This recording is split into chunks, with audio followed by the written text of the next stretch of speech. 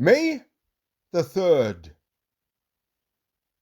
God, the Judge. It is God who executes judgment. Psalm 75, verse 7. Arise, O God, judge the earth. Psalm 82, verse 8. Why do men shy away from the thought of God as a judge? Why do they feel unworthy of him? The truth is that part of God's moral perfection is his perfection in judgment. Would a God who did not care about the difference between right and wrong be a good and admirable being? Would a God who put no distinction between beasts of history, the Hitlers and Stalins, if we dare use names, and his own saints, be morally praiseworthy and perfect?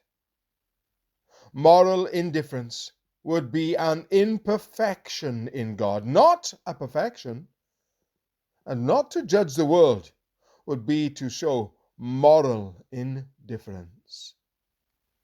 The final proof that God is a perfect moral being, not indifferent to questions of right and wrong, is the fact that he has committed himself to judge the world. It is clear that the reality of divine judgment must have a direct effect on our view of life. If we know that retributive judgment faces us at the end of the road, we shall not live as otherwise we would. But it must be emphasized that the doctrine of divine judgment, and particularly of the final judgment, is not to be thought of primarily as a bogeyman with which to frighten men into an outward form of conventional righteousness.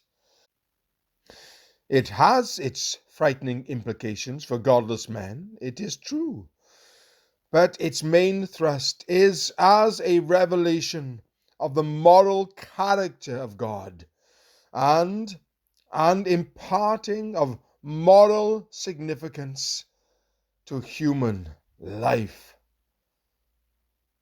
Shall not the judge of all the earth do right? Genesis chapter 18, verse 25.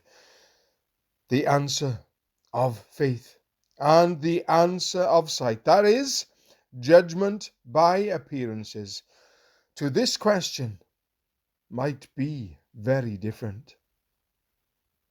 Think about this in relation to yourself.